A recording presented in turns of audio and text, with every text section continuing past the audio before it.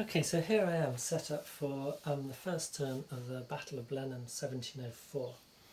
I'm looking at the forces of the Prince Eugene of Saxony here, who's assaulting the town of Lutzingen. My intention, I have cavalry on this side, infantry on this side, some with attached 3-pounder batteries and artillery set up forward like this. My intention is to screen my left flank with some cavalry, and to send infantry and cavalry combined attack around on this flank to take out the artillery here, and so at least I'm not facing two great big batteries of artillery as I move into attack. I will obviously then be inviting defence from these reserves, but I will also have the benefit of the higher ground in those attacks. So the first part of the turn is strategic movement, which means that these and these units which are adjacent to Prince Eugene can move. I have cavalry here, so I will be moving them. They can move 4 spaces strategically. They can go 1, 2, 3 and 4 like that. Then these fellows, they cannot move through this hex because this hex is full of fellows. So it's not stacking, is not checked at the end of movement. It's in force all the time through movement. These fellows are anyway going to go here and then here, a movement of 2. And then I will move up some of my cavalry to cover around here.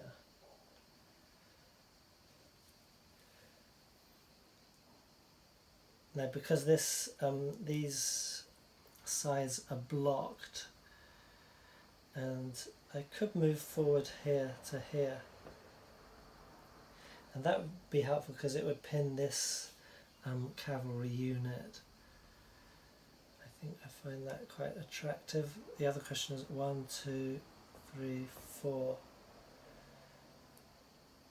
Yeah, I was wondering if I could 1, 2, 3, 4.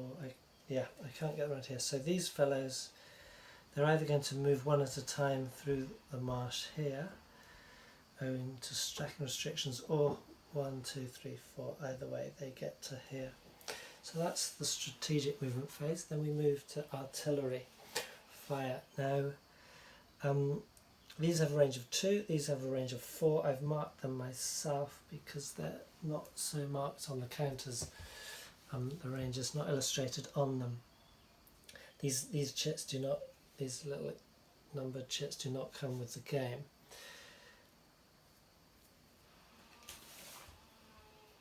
Essentially what we're looking at is this artillery can fire here, here and here, here or here. You can fire over own or enemy units, and seeing as this is our main axis of attack now, I'm going to have this one fire here. So 2d6, 8 or above will hit here, 9 or above will hit here, and I rolled an 11, so one of these units will be taking a hit, and I'm going to make it,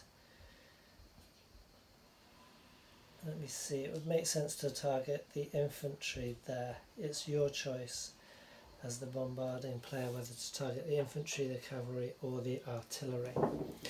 Then this one is likewise the same, so it would be 8 to hit here, 9 here or here, and 10 to hit here, so I'm going to go for here. No, sorry, his arc of fire is these 2 hexes, then these 3, so he can't actually fire into here, so he's not necessarily going to have to be firing into the town. And I rolled a 9, so that's another hit, and I'm going to make that on the artillery. So take that range chip off, and they are disorganised. Now the next phase in the turn is a tactical movement. So I have to roll for this, and essentially you roll 2d6, and one's red and one's white. If the red is higher than the white, you do not get an order. but it is modified, and the Allies start off with a modifier of +3. So I will choose my stack to move tactically, and essentially I want them to move twice, once there, and then a third time hopefully into the attack. Or I could just charge in with those straight away. I'd quite like to get 2 attacks. They cannot combine attacks, but if you attack once and then attack twice, second attack is going to be in at a benefit. But to get that, I would need 1, 2, 3, 4 goes. And I get a modifier of +3 the first time down to +2, +1. So it's a bit risky. I'm quite likely to get, say, 3 tactical orders a turn as the allied player, but 4 is a bit risky. So I would be probably wiser.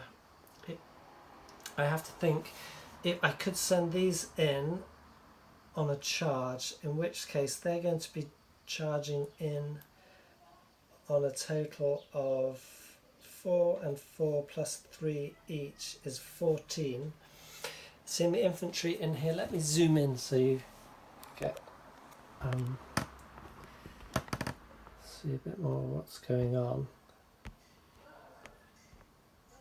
Let me actually take it down by hand. So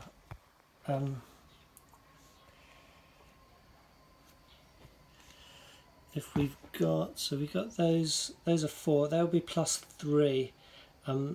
They get +3 on charge, the other side only get +2 on charge. They can try and counter charge, which will bring their charge down to +1.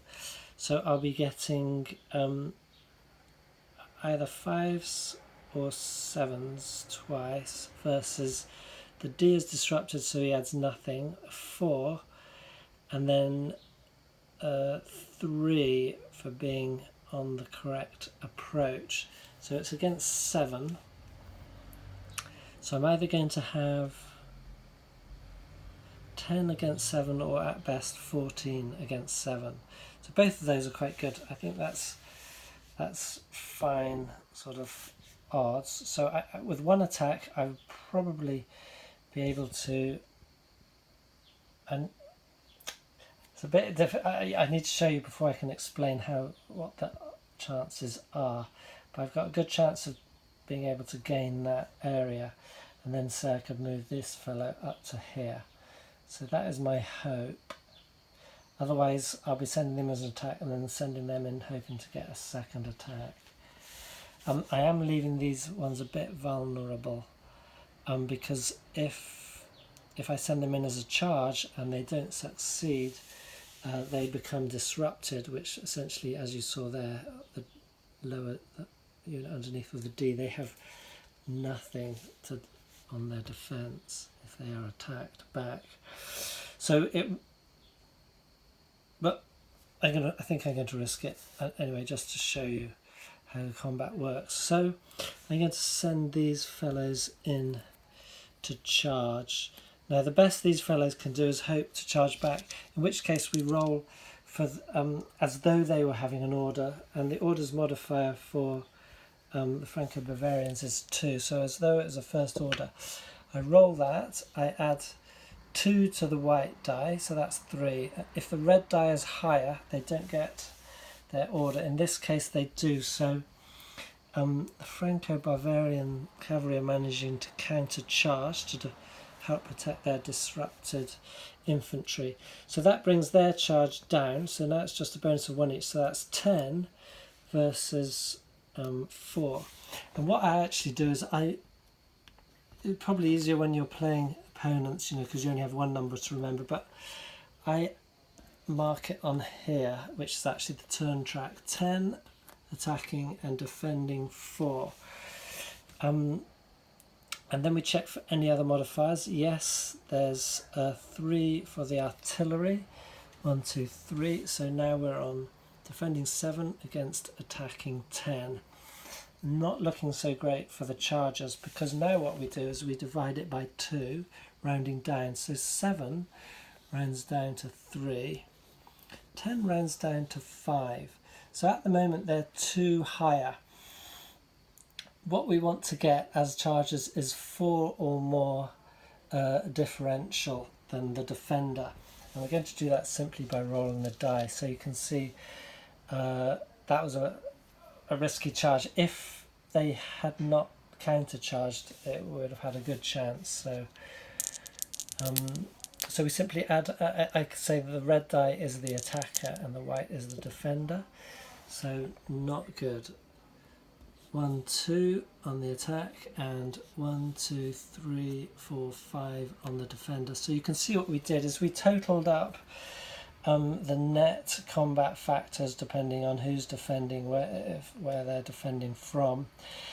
Added in any bonuses like charge, or if they were in a town we would have, etc. like that.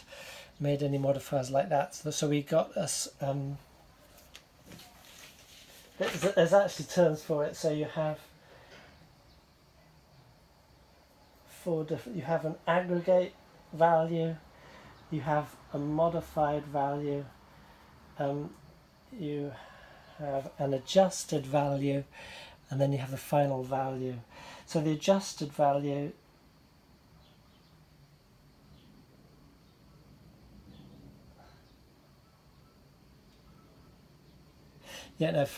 sorry. So what you have is, I'll just go back a bit. So we had 4 as the defender against 8 as the attacker. So that is the aggregate value of the units. Oh no, sorry, it's 7 because the artillery counts for 3. Then we get a modified value. So the attackers is modified by +3 each for the charge, but because these fellows countercharge, that's down 2 each. So that modified becomes 10 plus 2, and there they have no modification. Then we get what's called the final value, defense and attack value, and that is done by dividing by 2. So we got, what was it, 3 and 5. So that's called the modified value, and then you add the die rolls to get the final value. And in this case, the defenders are winning with 8, and the attackers are losing with 7. What that actually means is that okay, so the defenders have won, so they won't be moving out of the hex. The attackers will not be able to move in the hex, so they're going to stay there. Now, you divide the difference by 1/2, and that is the number of hits that are done, depending on the number of units that you have as well. So because you round down, so the difference is 1 rounded down is 0 hits. If the defenders were up there, that would equal difference of 2 rounding down. Dividing in half means 1 hit. Now because there was 1 defender involved, that's fine. If, say, for the sake of argument, the defender had been up here, the difference is 1, 2, that would be 3 hits for a difference of 6. But because there's only 2 units actually active on defence, this disrupted fellow adds nothing. You could only do, although nominally you could do 3 hits, you would only actually effectively do 2 hits because of the 2 units that were involved. That's your maximum. But anyway, in this case there's nothing. Now the defender always gets a chance on a roll of 6 to add 1. So they essentially, the defender will do this. So half the number of hits inflicted by the winner are inflicted back by the defender, and again it's rounded down, but that's also adjusted by a d6 roll. So my understanding is that because that was 0 hits, they're inflicting 0 hits back, but the defender always gets a chance on a d6. It would be +1 on a 6 on a d6. It would be +1 to that total. So if we had rolled a 6, the defenders would actually have inflicted 1 hit. Sorry, the losers would have inflicted 1 hit. In that case, the attackers would have managed to get a hit off. If that die roll had been a 1, it would be -2 to that number, and 2, the 1 or 2 gives an adjustment of 1, sorry. So anyway, it will become more apparent as I go through more examples. So that charge was unsuccessful. We have to leave these markers in play. So that was the first order. Now I think I had actually forgotten to roll for the orders. So I would have had to have done that. Yeah, no, I did, didn't I? So we had... So we'd spent an order, so now this marker moves down 1, so we're now on the +2. So we're rolling for our next order, which is to get these fellows to move up to here.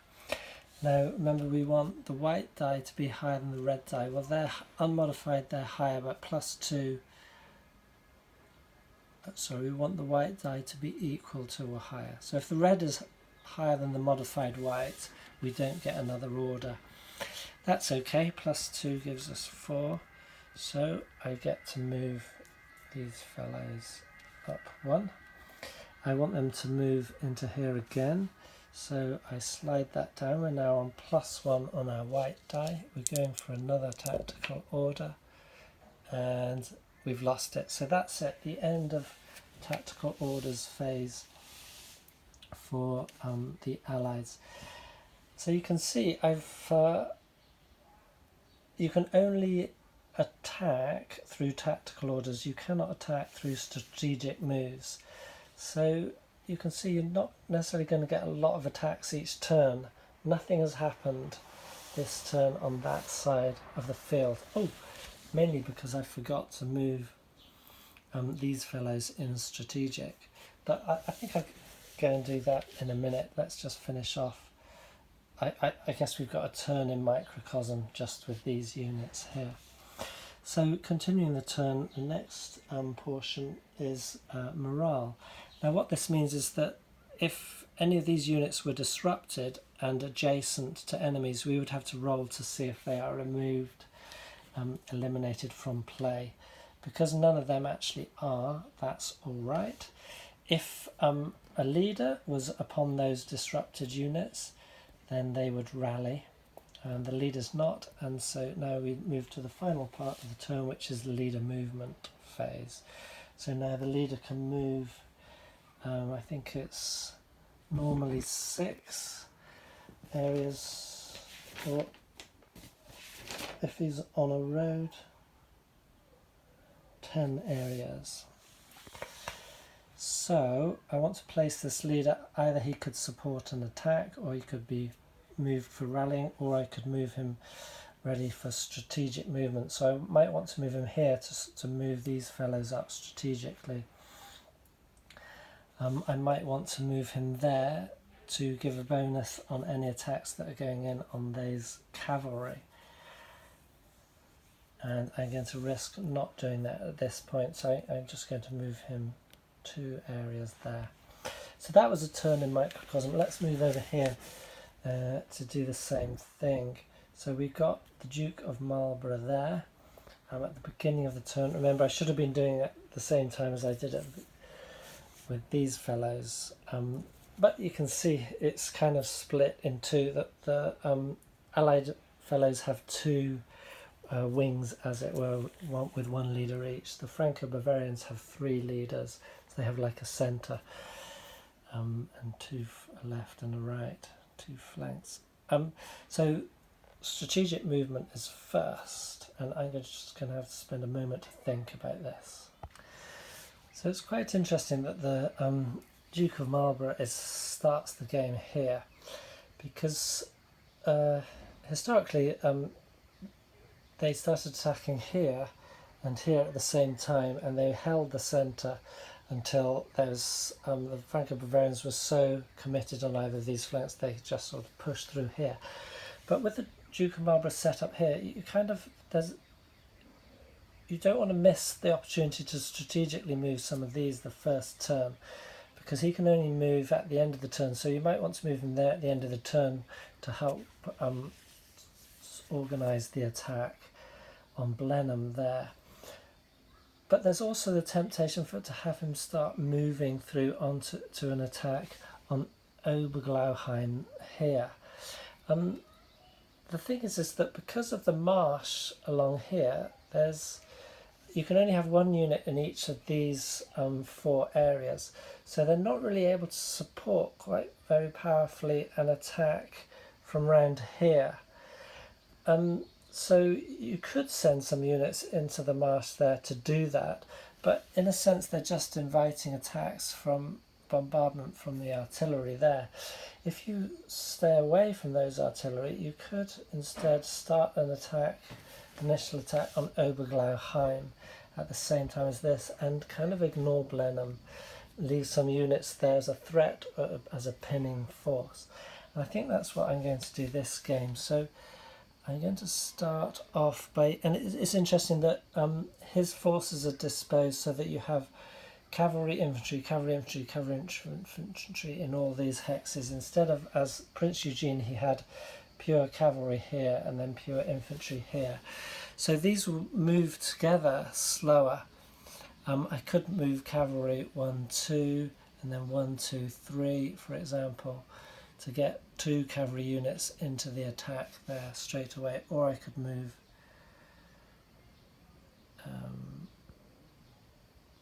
it's interesting, the marsh here is such that you can't move through like that. You have to move round this area, because you can move into it, but you can only move it out the same direction.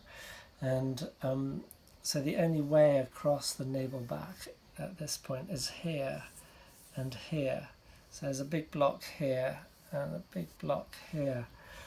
So the movement is restricted.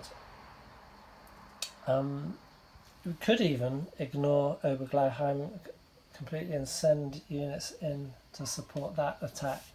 But attacking Oberglauheim is going to do that same sort of thing in a way, support that attack by pinning units here. Thing is if you're going to attack, you want to attack. You don't just want to sit units in front of artillery. They're going to get disrupted and destroyed on their second hit too quickly.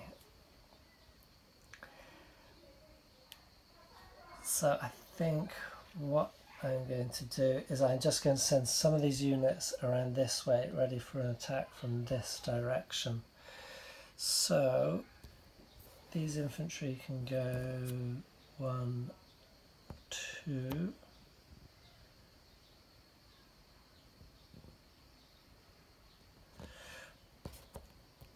No, I'm going to send this infantry 1, 2. So effectively he's, I was going to say effectively blocking. No, I'm going to forget that. Okay, so he's going over there. Then these infantry and cavalry are coming 1, 2, and then I'll keep cavalry moving 3, 4, or even 3, 4 to there, but then he's needlessly closer to the artillery. Then these fellows 1, 2, and it's a bit of a odd thing that I can move these separately. So 1, 2, 3, 4. So although there's a stacking restrictions in effect at all time, I can circumvent that by 1, 2, moving these. They don't have to move as a stack.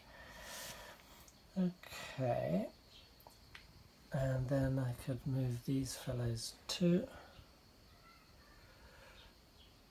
Again, 1, 2 to keep them out of range of the artillery. 3, 4. I'm not going to move them straight across like that. Okay, so that's strategic moves. Now we have the artillery going into action. So I fired those artillery. I have this. So that artillery has a range of 3. 1, 2, 3. So he's going to target the artillery in Oberglauheim. And I rolled a 9.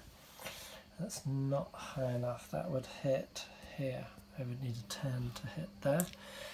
This artillery simply is going to go for that one. So we again need a 9. I got an 8. And that's it. They only have 4 artillery units to fire. So now we go to tactical. But as you see, I've run out of tactical because I spent them all here. So now we go to morale phase. We don't need that over here. So leader movement. So then the question is, do I send them in? Do I put him here to move more of these around? Do I put him here, say, to move these all more quickly? And I think that is what I'm going to do. So he moves there. And that is the end of the Allied turn. So now we go to the Franco-Bavarians. So strategic movement across the board this time, to do it right. We've got the Elector of Bavaria here. So he cannot command these units. These are commanded by Marshal de Marsin.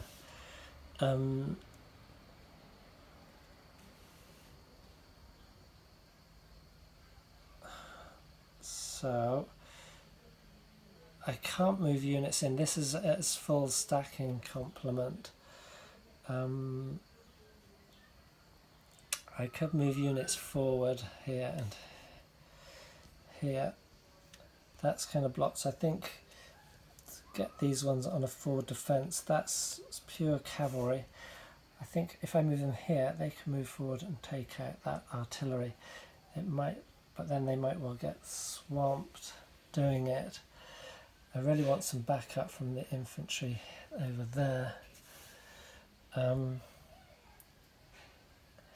need to think about what's happening here. There, actually, yes, I've got disrupted fellows here and here. So which one do I undisrupt?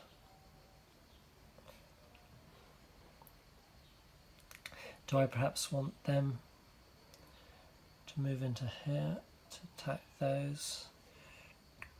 These ones to here.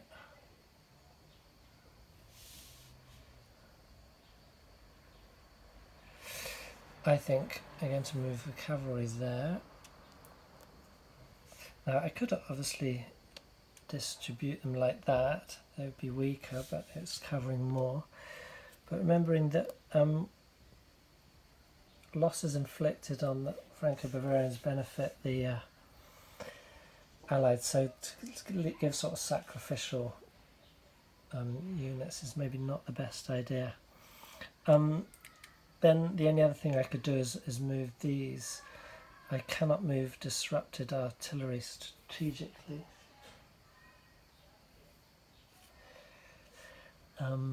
So that's the end of the Elector of Bavaria's strategic movement. Now Marshal de Marsin, he's got one fellow there. So all of these could be moved.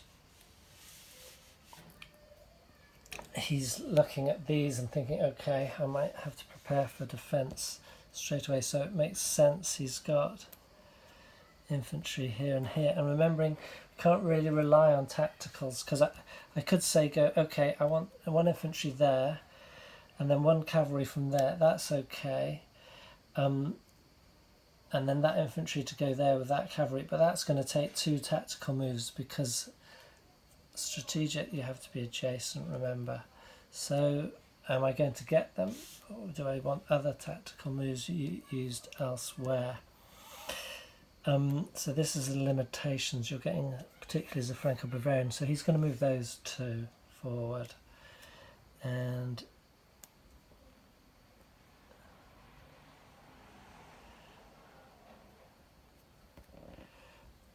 I didn't put these forward, so I think I am going to put them forward now. So they're defending against them, and that means I want those 2 forward 1. I'm going to put them there 2. So I've got a forward line of defence for Oberglaubheim. See, I've left that open, but a unit will not be able to whiz past, because that will block them.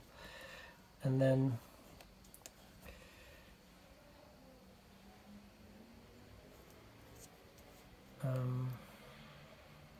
yeah, 1, 2, I'll put him there anyway as a kind of like a backup. Now the Marshal de Tallard, interesting thing with these fellows is that his cavalry have got the glanders, which is some kind of contagious disease, so they're not allowed to stack with any cavalry of the other marshals or electors. Keep your horses away from mine. So it makes sense for him, I think, to block that, because you get a defensive benefit for being behind the stream or river. Oops. Okay, so this fellow is not immediately useful.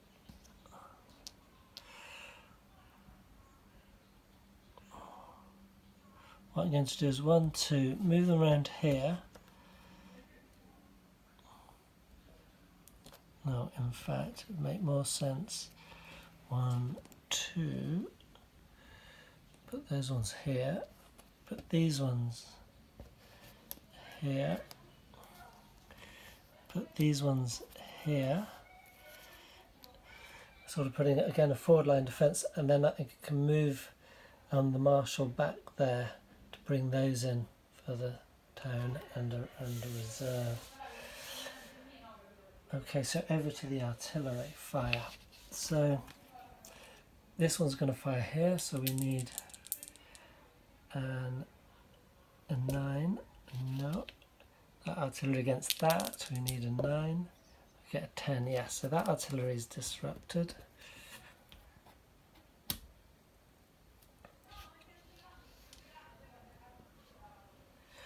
Oh, yeah, no, okay.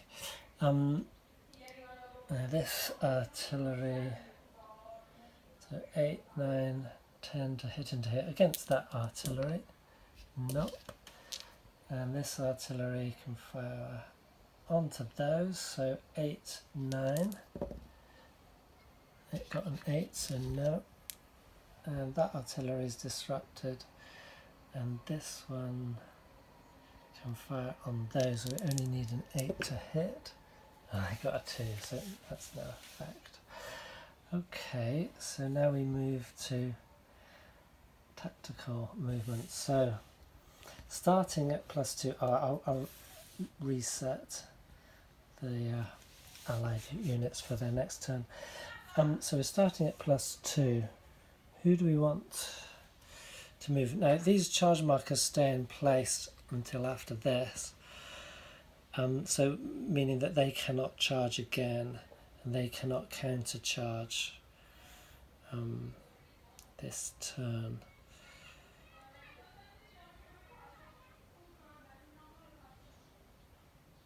What I could do is maybe withdraw those and bring those in.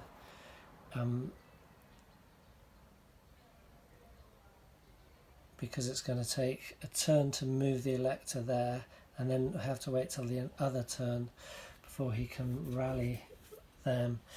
And I can't bring, or I could move that disrupted unit out and bring one disrupted unit in. That would make more sense. And then the elector could go here to rally his disrupted artillery. And that's going to be 2 actions. We might get 2 actions, we might get 1, we might get none. We might get more than 2. That's not highly likely. So I'm happy with the defence here. I'm happy with the defence here. It would be nice to sort of pounce here, but we don't really have that luxury. I think we need to work on our defence. So, you know, you might not. You might use 1 or 2 actions to try and weaken the attacker. Attack being good form of defence, hey? But in this case, I'm just going to try and rescue that disrupted unit. So 6 + 2 is 8, so that's higher, definitely. So I get to move these fellows out. I'm actually going to put them there. And then I want to move one of those fellows in. So this moves down. We're now on +1. And that's +1 is 4, so 4, that's not higher, so yes, I get to move a fellow in. So that's great. We're back to infantry and combined arms. Note I couldn't just swap them round because of the way the stacking works. I can't just, it's not that easy. I have to move these men out.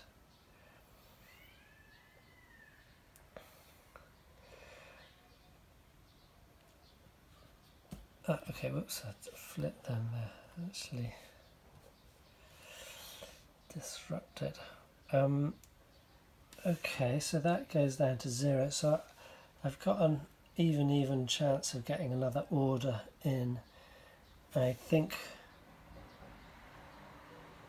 so I'm going to try and move these up to here so they're closer to him.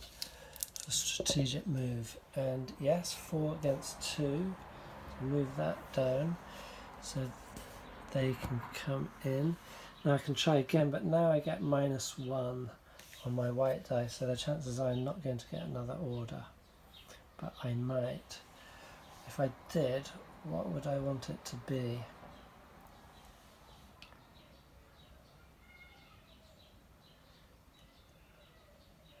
Now we can't move through here, so he can't actually attack here. I think I'd want it to be him moving to here.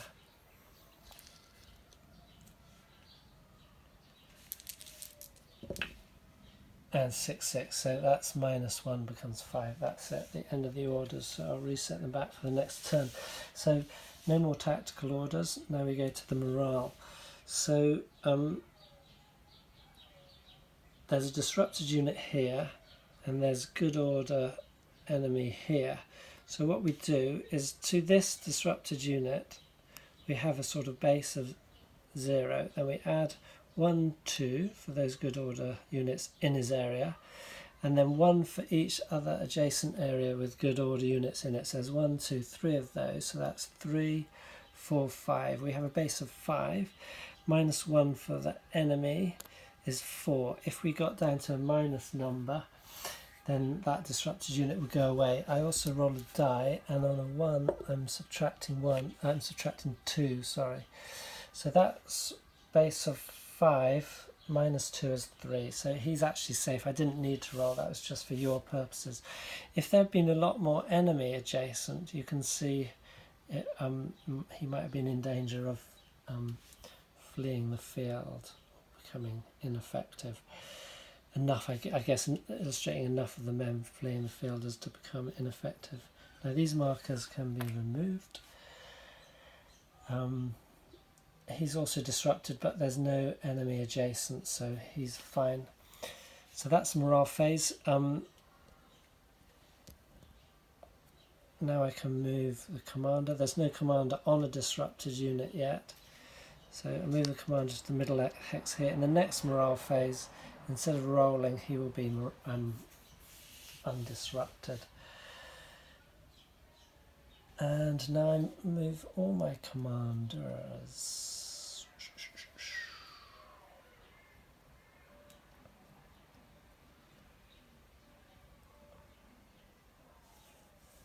Okay, I'll put him there, and he's going to go up here to call these fellows into action.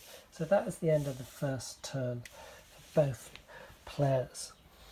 Move the game. Oh, I should have flipped it. That was the Franco-Bavarians. So we move it here. Beginning of turn 2 for the Allied player.